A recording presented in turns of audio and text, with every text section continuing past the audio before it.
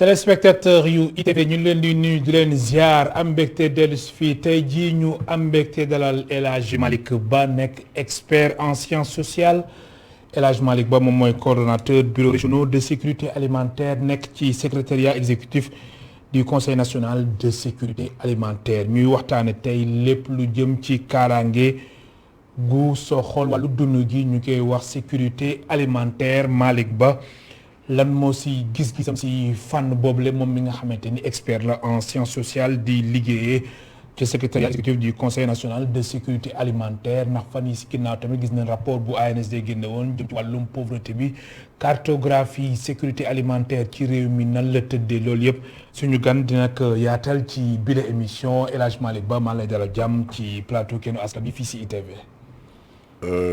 Merci beaucoup sama turandoo El Hadj Malick. oui. donc macha allah tur bi neex na. waaw maa ngi lay nuyu. di nuyu tamit ñëpp ñi nga xamante ni ñu ngi ñu suivre. donc à travers seen média bi. très bien donc voilà di yaakaar ni waxtaan bi nga xamante ni tey moom moo ñu nar a boole dina am solo lool pour ñi nga xamante ni ñu ngi ñuy déglu di seetaan.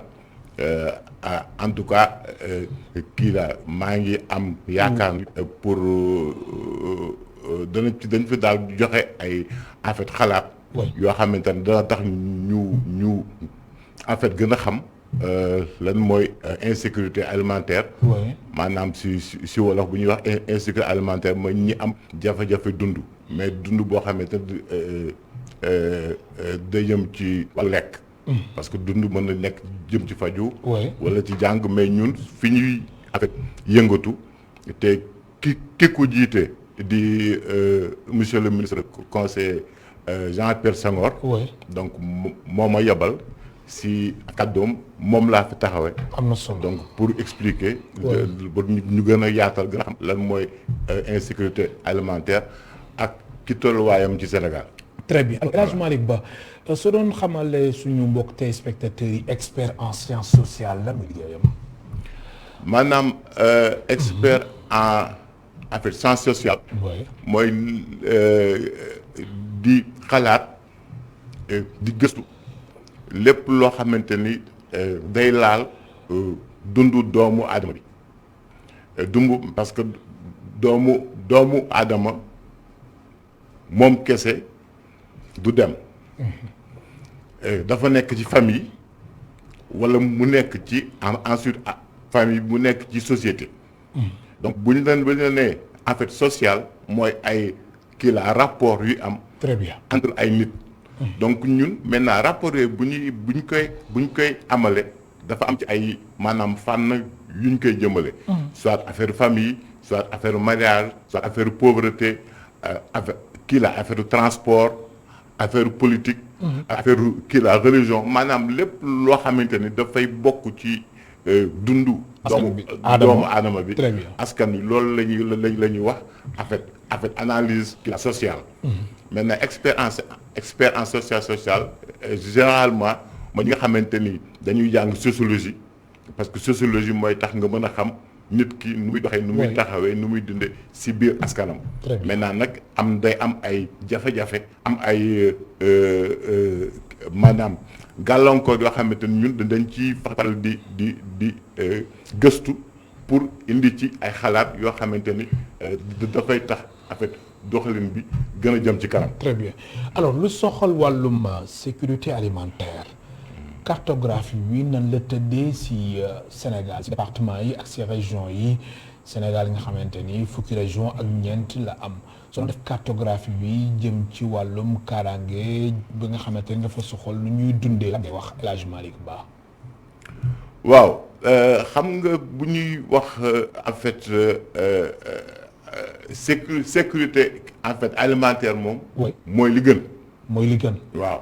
sécurité alimentaire waaw mooy lu gën. waaw mooy li gën mais. waaw. taxi demal yow laay déglu. mais insécurité. très bien. insécurité alimentaire moom voilà. gënalul kenn. exact. kenn bëggu ko. oui. du nguur. du askan wi. effectivement. parce que insécurité en fait alimentaire. daanaka li nga koy méngaleel mooy vraiment jafe-jafe dund bu jëm ci lekk mais dafa fekk ni ba àddina di dox ba léegi loolu day am. maanaam dund bi du matali. voilà du matali ñëpp. waaw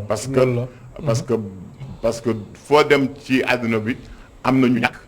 am na ñu seen loxo matul seen ginnaaw am na ñu am te xëy na loolu jeexu léegi donc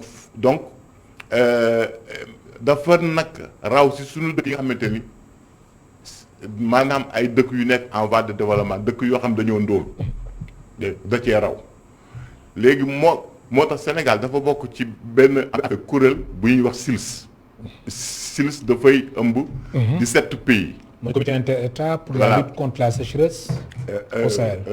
kii laa au Sahel. oui dafa ëmb 17 pays. 17 pays yoo xamante ni dañoo nekk si lu ñuy wax bande sahélienne bi. léegi 17 pays yooyu dañoo bëri loo xamante ni dañu ko nuroo. si seen wàllu dundin. très bien ak si seen wàllu économie ak si maanaam daal si seen wàllu nekkuwaay moo tax ñu dajaloo ñu ni léegi pour ñu xeex xiif. dafa am ay jumtuwaay yoo xamante ni moom la ñuy tëral. ay outils yoo xamante ni noonu lañu koy gëstoo ay analyse yoo xamante ni moom la ñu koy gëstoo. pour ñu mën a natt à chaque fois ñaata nit ñoo xiif. ci maanaam dëkk bu ne te même yow soo boo defee say jàngat yow si sa dëkk comme Sénégal bu defee jàngatam ba noppi daf koy yóbbu SILS pays yëpp ñëw ku nekk wax sa dëkk ñaata nit ñoo xiif après ñoom parce que xam nga wax nit dafa xiif dafa diis waaw mais lu am la waaw lu am la mais il faut nga xam aussi il faut bi nga koy natt nga basé wu si lu wóor. très bien moo tax léegi bu ñu ñëwee foofu dañuy pays day dafay wane ay résultats experts yi xool est-ce que ni ngeen ko maanaam defee est-ce que jaar na yoon. très bien léegi ba noppi. ñuy soog a valider.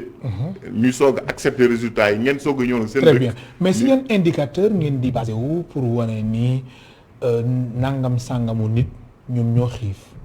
waaw si lan ngeen di basé. waaw si bëri na ay ay en fait indicateur lool. bëri na mais. lan moo si gën a fës mais dama ciy jël peut-être en fait ñaar wala ñett. nga xamante ni moo si gën a fës di déterminant. benn bi mooy dañuy xool nit ki li muy lekk li mu lekk moment bi ñuy ñëwee ñun pour kii natt enquête bi pour def enquête bi dañu xool nit ki li mu lekk. ci juróom-ñaari fan yi weesu. parce que xam nga en fait timit dafa am maanaam norme calorie loo xamante nit moom la war a lekk par jour si maanaam calorie. boo xamante ni mooy waral mu mën a dund normalement ñu ngi koy xayma si entre 2100 à disons 2400 calories par jour moom la ay FAO organisation mondiale de la santé ñun ñëpp d'accord ni. loolu la war a dund par jour léegi bu ñu ñëwee dañuy xool juróom-ñaari fan yi weesu nit ki. na la doon dunde après bu ñu paree bu ñu waxee li mu dund yëpp am na calcul yu ñuy def ba daal ci en fait génne benn taux bu ñuy wax en fait score de consommation alimentaire. mais est-ce que des fois doo leen jànkonteel ay jafe-jafe ci seen calcul yi ni ngeen ñëw nit ki ngeen xayma ko ci juróom-ñaari fan yu mujj yi nga xamante ni noonu la dundee fekk nit ki mu tombeek nit ki changer alimentation. maanaam nit ki peut-être doon dundee changer na ko. waaw radicalement. waaw xam nga maanaam en fait xayma bu ne. boo koy def. di def benn en fait benn démarche scientifique dafa am maanaam looy waxe en fait disons marge d'erreur.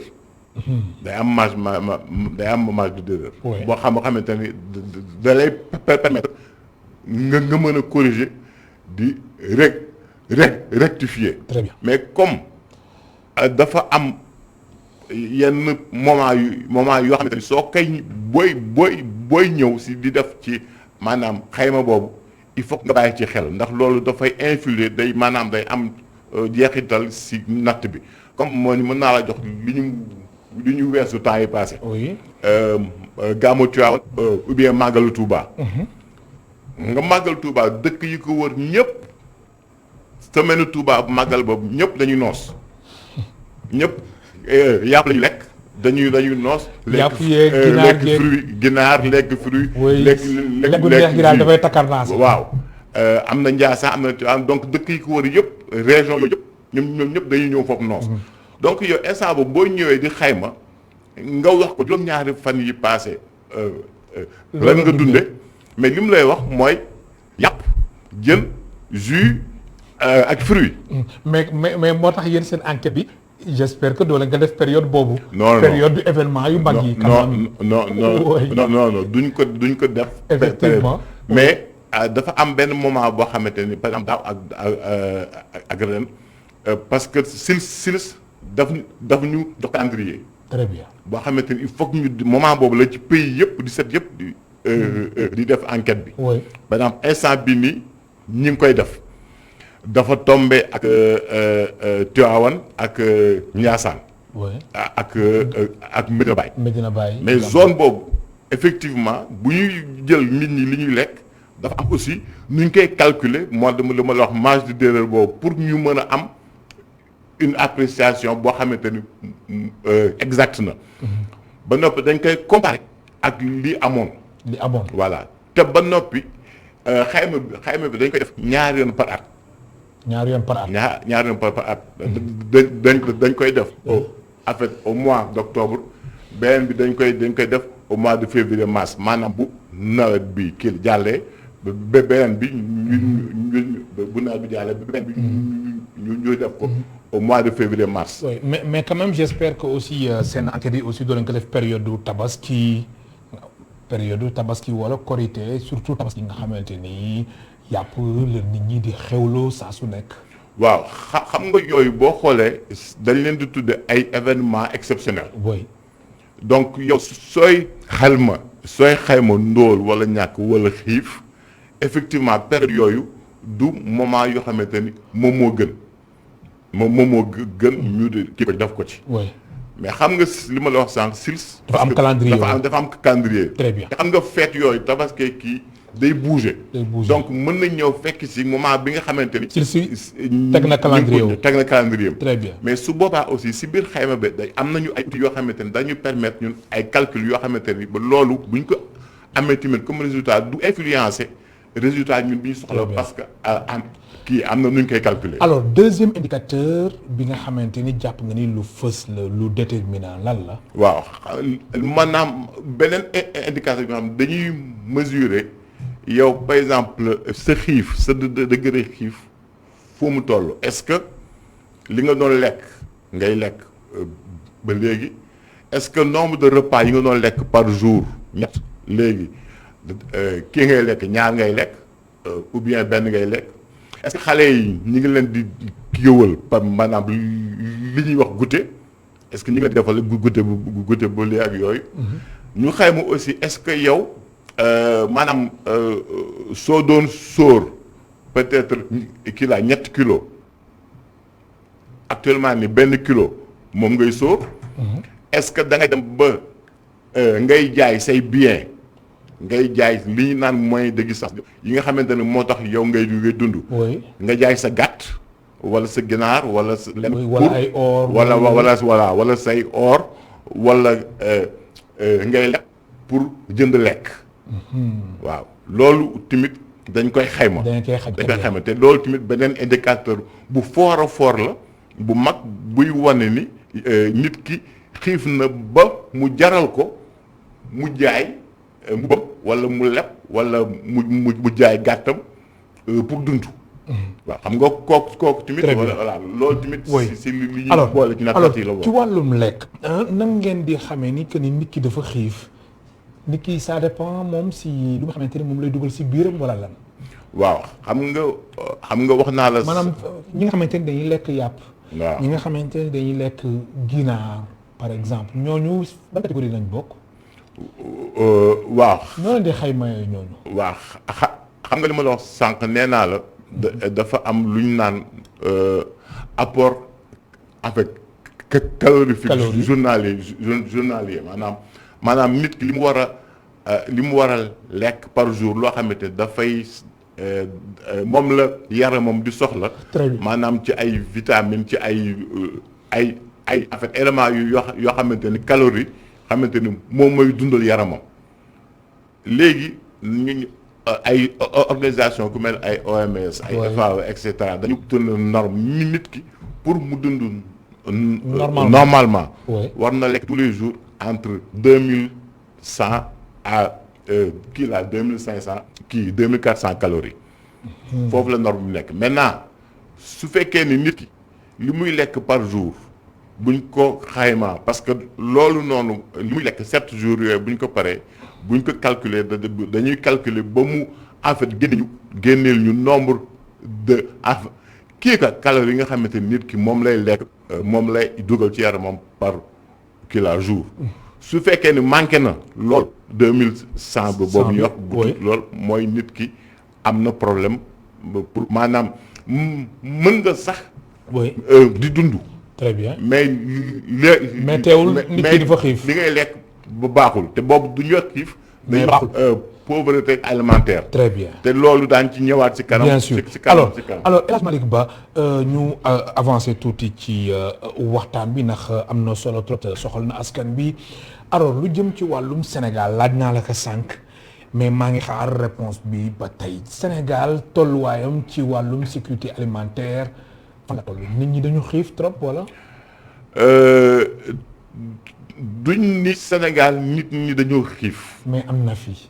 mais am na ñu xiif. waaw pourcentage bi est-ce que jaadu na. waaw. si xayma ñaata la par exemple. léegi suñu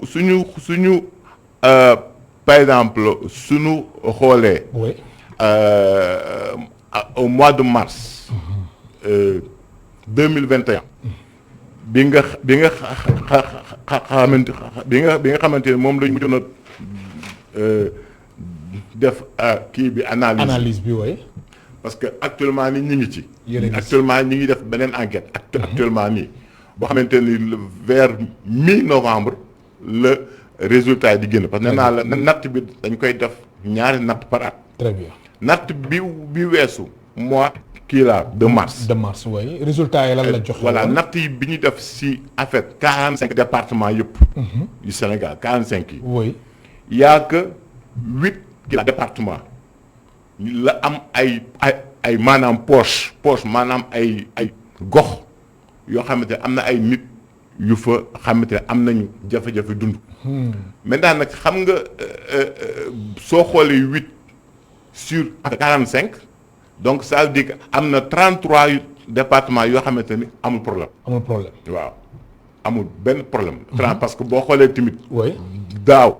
nawet bi macha allah li mu jur ci kii récolte dafa baax donc vraiment moo tax ñu am résultat yi ñu am. très bien te ba noppi timit bu ñu xoolee timit état bi depuis ay at mi ngi def vraiment ay efforts yu.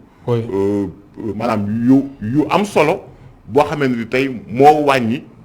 jafe-jafe yooyu. alors mais ba bëgg naa juste. wax la ni la. oui ma bàyyi la nga àggali foofu. waaw bëgg naa juste wax la ni la mais bu ñu xoolee. bu ñu xoolee kii généralement. oui. depuis ay at yu bëri ñu ne. maanaam depuis presque fukki at ak lu topp. oui. dafa am ay département yoo xamante ni moom chaque année. dañuy bokk ci analyse 10 ans non. ñëpp ciy bokk. mais chaque année dañu am jafe-jafe. dañuy am ay jafe-jafe. mais lu tax. fu mel ne Saare ak Kolda. Médina Yoro la Goudiri Koumpentoum Linguère Affé Kanel. Ranérou. Matam Podor. mais justement Ranérou ak Salémata nekkoon na ci seen analyse yi ay gox yi nga xamante ni dañ leen classé orange. lan lay tekki. Ranérou Salémata ngeen classé leen orange. waaw lu muy tekki loolu. waaw su fekkee ni dañ leen a classé en fait orange. oui. maanaam xam nga aussi bu ñuy natt xiif dafa am juróomi phase. dafa am maanaam juróomi phase 1 phase 2 phase 3 4 ba 5 phase bi njëkk bi mooy ñi nga xamante ni amuñu problème mooy ñi nga xamante ni seen soxla pour lekk ak budul lekk seen soxla yi maanaam lu ñu soxla lépp pour dund ñi ngi koy am te amuñu problème maanaam du ñu lepp wala duñ jaay wala jaay leneen pour lekk yooyu. mooy phase 1 bi. phase kii bi 2 bi mooy ñi nga xamante ni am nañu lu ñu lekk mais ca lañ yem maanaam duñu maanaam amul ay extra. juste rek lu ñu am rek lu ñu kii moom lañ ko jëndee lekk. très bien pour lekk. maintenant kii bi ko phase 3 bi mooy li dal par exemple Ranérou ak Matam amuñu suffisamment de moyens surtout nag moment bi nga xamante ni période de soudure la amuñu suffisamment de moyens pour dund gu doy. lekk lu doy léegi su boobaa ñoom dañuy jaay maanaam ginaar. wala jaay gër ngir mën a dund. donc département yooyu ngay wax foofu la ñu bokk mais maintenant damay leeral benn affaire. oui. parce que xam nga Sénégal bon gars yi dañ naan teel a am des fois dañuy gis presse bi gars yi di bind ay fin ay famille Sénégal àggagul foofu. parce que àggagul foofu. foofu kon famille amul Sénégal. foofu mooy nit ñi dañuy dee. jur gi dee. ay nit ay centaines milliers de personnes comme gisee si yenn dëkk yooyu yoo xamante ne gis kii bi jur gi yëpp ay milliers de têtes ay millions de têtes di dee. nit ñi di dee par ay milliers de personnes. kon daal ñu laal bant ñu loolu macha allah Sénégal agul te gis te ak li président di def li état bi def nii loolu moom am naa njort ni. très bien duñ fa àgg. ma fàttali suñu mbokk téléspectateurs yi ñu ngi dalal El Hadj Malick Ba nekk expert en sciences sociales coordonnateur des bureaux régionaux de sécurité alimentaire nekk ci secrétariat exécutif du conseil national de sécurité alimentaire moo nekk tey suñu gan si émission Kennu Askan Wi. alors sànq da nga fi wax ay gox ay département yi nga xamante ni ñoom chaque année soo leen defee seen analyse dañuy am jafe-jafe ci wàllum dund maanaam foofu daal kaaraange si wàllum dund matu fa alors lu tax ñoom chaque année ñu nekk si résultat bu nekk loolu day wane ni li nga xamante ni moom la ñuy wax wàllum équité sociale et territoriale amul wala ndax suñu demee ba Sénégal am ministère boo xamante ni ministère du développement communautaire la de l'équité sociale et territoriale kon quand même war na mën a am ay gox yi nga xamante ni équité sociale bi ak territoriale bi ñëpp war nekk benn mais mënuñu comprendre am gox yi nga xamante ni dañuy dund aisément macha allah. am yeneen gox yi nga xamante ni seen dund jafe na lool El Hadj Malick Ba.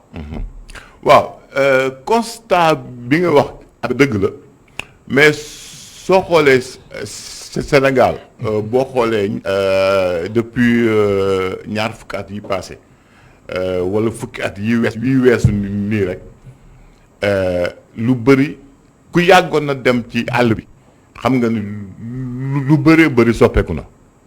lu bëree bëri soppeeku na. maanaam léegi daal mbir mi metti na mais moo tane. fuuf am noonu ku yàgg dem ci àll bi te yàlla rek tax ngay wax. dëgg tax ngay wax xam ni soppeeku na. ndax léegi da nga dem ci dëkk yu bëri. dina am courant. dina am ndox. di nga am piste foo jaar ak kii ko loo faju waaw. ba noppi li ñuy wax tamit bourse familiale bi nga xamante ni am na ñu koy xeeb mais ñi dëkk ci àll ba 25 000 yooyu ñu leen di jox par trimestre ñoom xeebuñu ko te dana faj lu bari ci seen dund. bourse de sécurité familiale. waaw xam nga. kon daal am na ñoo xamante ni ñu si gis seen bopp bu baax parce que am na ñoo xamante ne dañuy toog ci àll bi dañuy toog ñetti weer amuñu 5000. kooku boo ko joxee 25 000 moom xam na njariñam mais ñun nag bu ñu nekkee ci réew tax di gis ay centaine de mille. du ñu gis njariñam mais li tax département yooyu ngay wax ba tey ñuy continuer di am ay jafe-jafe. amul secret gëstu yëpp wane nañ ni nit mënoo bay ñetti weer bëgg ci dunde fukki weer ak ñaar. loolu moom. ñëpp xam nañu. mënul nekk problème la bay ñetti weer bëgg ci dund ak sa famille sa waa kër fukki weer ak ñaar loolu jafe-jafe bu metti la loolu mooy kii bi ko premier problème bi parce que deuxième problème mooy moment bu kii bi ñëwee noor gi yëpp ay yokk prix yi yëpp ay yokk te su boobaa yow mi nga xamante ne da nga bayoon daaw li ngay bay ren commencé gul ñor parce que mi ngi soog a commencé taw et cetera prix yi yokk na la nga dencoon maanaam jeex na foog nga am jafe-jafe dund donc zone yooyu ma lay wax mooy zone yi nga xamante ni pratiquement ñetti weer la ñuy bay bëgg ci dund fukki weer ak ñaar te et puis aussi mooy zone yi nga xamante ni dañoo mës a am problème pour am ay infrastructures de santé am ay routes am ay et cetera donc maintenant yooyu ñu ngi koy faj vraiment PUDC PUMA ak programme yi président teg mi ngi faj yooyu pour accès à l'eau accès à l'éducation à la santé ak kii bi ko route yi. mais mu des problème mu mbay.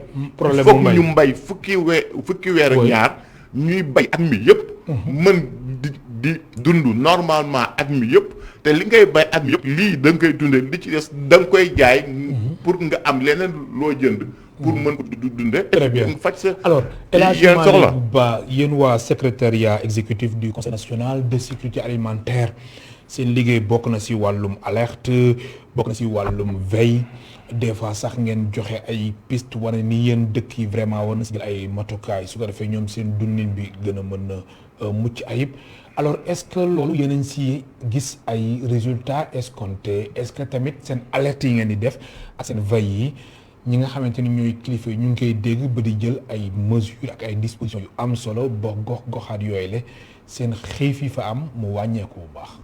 waaw xam nga sànq nee naa la at bu ne dañuy def ñaari xayma. waaw benn bi.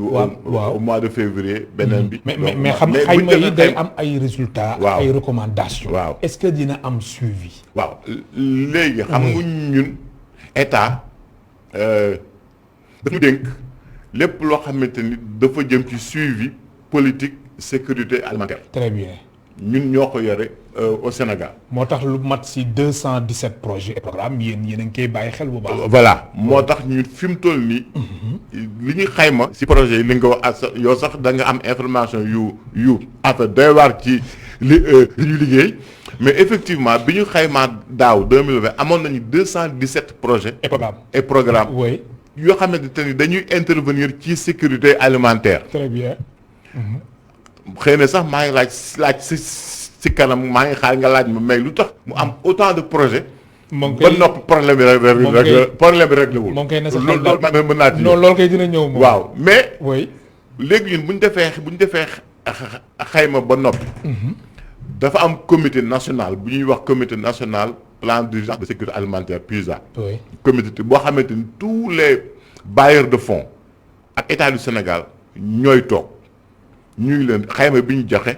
résultats yi moom la génne zone yi ñoo am kii la problème intervention bi xayma nañ ko tant de milliards la. léegi nag projet bu ne muy par exemple PAM ONG yi kii la ACF. kii quoi Caritas. ak programme alimentaire mondial ñoom ñëpp. voilà PAM programme léegi ku ci nekk ni man zone bi dinaa fa intervenir parce que fa laay intervenir population yi population yi fa nekk am problème man dinaa leen appuyer. ñii ni jur gi parce que aussi dañuy xayma jur gi ban par exemple seen alimentation de bétail aliment de bétail bi ñaata la ñu soxla pour jur gi parce que bu ñu leen assisté wul tamit dañuy maanaam loof te bu ñu loofee mën na indi ay feebar ba jur gi dee. très bien léegi projet yooyu nag ñoom ñooy séddoo. état ni man tamit zone bi ak zone bi man maa koy jël. léegi nag li président di wax tir groupé. donc ñu boole ñu ñëpp kii laa suñuy doole pour xeex instant boobu pour ñëw dimbali ñi nga xamante ni soxla nañ ko. mais justement est-ce que état bi li ko war mu ngi koy def ginnaaw yéen ba ngeen def seen constat def seen recommandation yëpp est-ce que mbir mi am na changement. waaw xam nga en fait maanaam mbir mi buñ ko bàyyi woon nag état rek xëy na mu jafe. parce que état ndax partenaires yi si nañ bokk. voilà ndax partenaire bailleurs yi. voilà bailleurs seen bokk comme li nga wax léegi par exemple PAM. PAM ONG yi. ci ONG yi ñoom ñëpp. pratiquement si seen bokk. donc ku ci nekk dafa am looy def. ku ci nekk am looy def état am na lu muy def ñoom tamit am na kii am na lu ñuy def. ndax ndax soo xoolee tamit daawaati jéeg bi Covid bi. génne mais état la a sorti 69. kii nag milliards. waaw mais quand même pour assister ménage. mais loolu tamit indi woon na coow jëm ci wàllum distribution bi nga xamante ni mbir mi ñu ngi ko dénkoon ministère du développement communautaire de l'équité sociale et territoriale ndax am na si ay goxaat yi nga xamante ni mbir mi agsi wu fa wala mbir mi fu mu waroon jaaru fa ak nit ñi ko waroon jotuñu ko. waaw bon loolu moom ay commentaires yoo xamante ni maanaam dama ko lire si journaux yi. waaw mais am na si ñoo xamante ni jotuñu loolu. benn réalité bu fi nekk la. waaw non est-ce que ñoo xamante ni dañ jotaat. non est-ce que problème bi mooy est-ce que li amoon ci nit li ñu waroon dimbali est-ce que lépp mate na ko. maanaam yow daal laaj boobu ngay sam. man voilà parce que li ñu waroon dimbali moo ëpp. xëy na parce que tamit sa mais état bi effort yi mu def c'est incommensurable et c'est le seul état peut-être bu génnee montant bu mel noonu. dimbali nit ñi mais affaire bi tollu woon na foo xamante ni xëy na ñëpp mënuñu woon am. ñëpp mënuñu am waaw voilà man foofu rek. foofu daal nga ko teg. voilà alors El Hadj Malick Ba secrétariat exécutif bu conseil national de sécurité alimentaire ñu créé ko atum 2000. si seen ay projet 217 projets et programmes ngeen di coordonné mu nekk ay projets yu am solo takku ci 45 départements yu nekk si réew mi yëpp. alors projet yi ak programme yi ñeexital yi lan la. waaw xam nga. ak nu mu sakkanee nii yëpp. macha allah waaw léegi xam nga maanaam projet yi dañu am. lu ñuy wax autonomie. autonomie waaw autonomie d'intervention. très bien maanaam moom day natt ni gox bi moom laay intervenir beneen projet ni gox bi laay intervenir li ñu gis te ñu xayma ko te di ko waxtaan ak ñoom des fois dañuy maanaam tase ci ay gox. maanaam da ngeen di tase ci ay gox. voilà sama projet yoo xamante ni dañuy tase ci ay maanaam gox. maanaam projet yi dañuy mbëkkante. très bien maanaam projet yi daal dañuy dox bu mbëkkante. voilà dañuy mbëkkante. mu am ay zones yoo xamante ni. waaw lu tax loolu. mu am waaw parce que xam nga tamit. mais loolu manque de coordination la wala lan. en fait mais xam nga projet bu ne aussi da nga am ay bailleurs. dafa am noo maanaam tëggee sa projet. très bien mais est-ce que bailleurs yëpp jotul ngeen waxtaan su ko defee mbëkkante bi ngay wax ngeen mën ko éviter wala ñoom ñu mën ko éviter. waaw. est-ce que gënul loolu. non ñi ngi ci waxtaan moo tax ma ne sànq. am nañu comité technique national. boo xamante ni ñoom ñëpp ñu ngi ci. moo tax ma ne heure bu ñu maanaam xaymawee zone yi nga xam ne dañu foo intervenir dañ koy teg ci table ñu zone yaa ngi nii léegi ñu seddoo. maanaam pour que projet yi ñu bañ a mbëkkante pour ñëpp am. pour ñëpp am ñi dañ naan mi ngi nii. ku nekk wax ni fii laay dem. xëy na ñun loolu ñuy def ci sécurité alimentaire buñ ko doon def ci kii santé def ko ci environnement def ko ci éducation def ko ci agriculture def ko ci élevage def ko ci secteur yëpp ñu pousser leen à ce que projet yëpp gouverneurs yi parce que ñun dañoo am même au niveau des régions gouverneur comité boo xamante ne moo koy présider mais ñoom ñoo war a toog projet bu ñëwee bees ñu la saay fii am na ñu fi nekk ba noppi fii kenn new fa demal fii. demal foofu. mais nag mais yow dañuy ñëw gis am ñu nekk ci projet. ci fenn ñu ñëw. di fa juux. waaw mais parce que da ngay xool ne am ay zones yoo xamante ni. boo demee ay Ranérou ay Goudiri. Salémata ay Salémata. dafa am zone yoo xamante ne projet yi nanguñu fa dem. nanguñu fa dem waaw parce que xam nga. maanaam ñoom daal dañuy taamu fu ñuy dem. waaw mais xam nga aussi xëy na des fois du ñu am information en fait suffisamment Oui. de données suffisamment données. d'information Oui. tamit des fois aussi c'est une question d'accessibilité mën di dem di ñëw facilement xam nga voilà donc et puis yenn zones yi pour nga intervenir fa il faut nga am un budget en fait conséquent et puis voilà donc dafa am ay facteurs yu bëri Très bien. yoo xamante ni en tout cas dans certaines ONG fii lañu privilégié par rapport à très d'autres. bien alors mbëkkante boobu nga wax léegi jëm ci wàllum ONG yi bailleurs yi ñu gis benn ONG nekk si benn gox di fa def liggéey tàmbali fa benn ONG tamit xam loolu ñëw tamit mbëkkante loolu njeexital bi lan la da ngeen di gis ni résultat yi ngeen doon séntu du am wala. waaw wala askan bi da si gis boppam lan la. waaw xam nga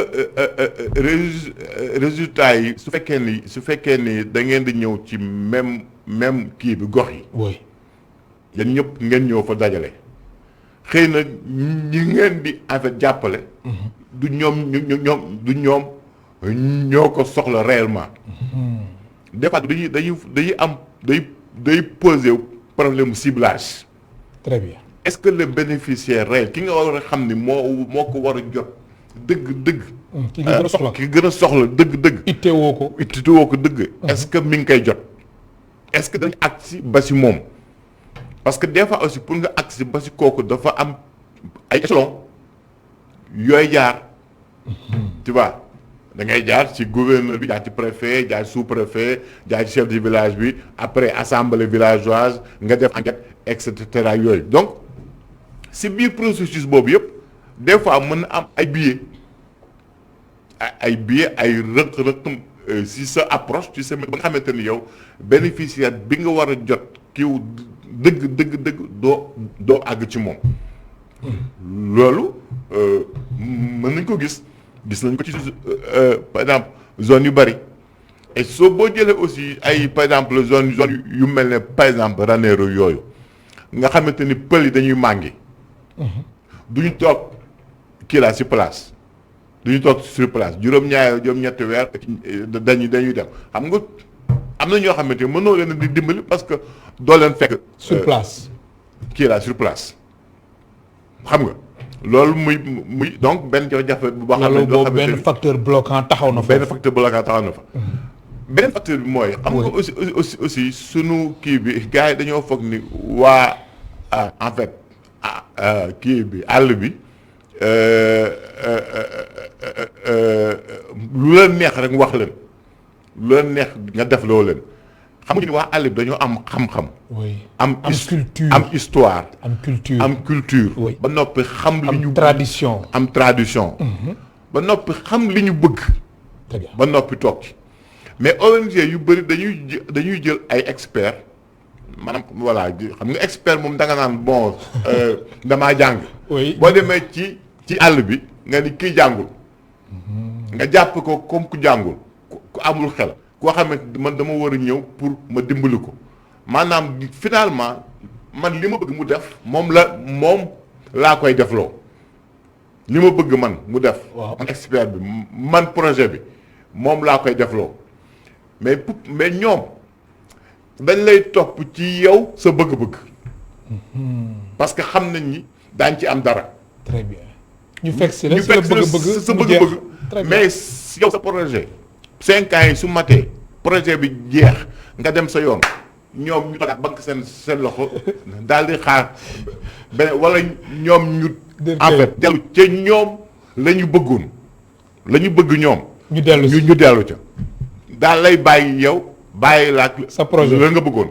moo tax projet yu moo tax lan moo tax xeex ndóol ak ñàkk dafa metti. très bien alors gis nañ fan yee si gannaaw weer ñu ni génn ANSD agence nationale de la statistique et de la démographie génnoon na benn xayma jëm ci wàllum pauvreté fii Sénégal mu nekk benn étude gu am solo di wane ni vraiment Sénégal ñàkk bi mu ngi fii. waaw xam nga de toutes les manières. en fait ñàkk moom. kenn mënul la weddi ni am parce que amul dëkk ci àddina bi bu amul ñàkk États-Unis waxi noonu. boo demee France waxi noonu dëkk yi nga xamante ni ñoo raw ci àddina bi am na ñu ñàkk ñu fa dëkk bay di fanaan ci mbedd bi ndax ñàkk am fuñ dugg ñàkk am luñ lekk.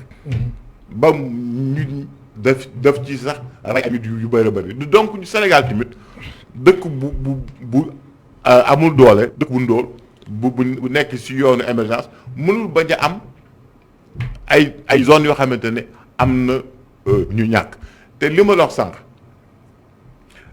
ñun si suñu gëstu suñu maanaam suñu xalaat Sénégal li ñu war a def pour xeex ñi maanaam ñàkk li ci ëpp te ñëpp yaakaar naa gouvernement bi comprendre nañ ko mooy ñu bay at maîtriser ndox ñu mën a bay at mi yëpp loolu 12 mois sur 12 il faut que dans chaque région du pays dans chaque département dans chaque village que nit ñi mën a bay am lu ñu occupation at mi yëpp ñuy bay loolu et puis Sénégal yàlla may nañu li ñu am ci ndox li ñu am ci suuf dëkk yi ko am bëriwul te liñ ci bay ba léegi nii as tuut mooy de ay 33% donc liñ ciy bay bëriwul.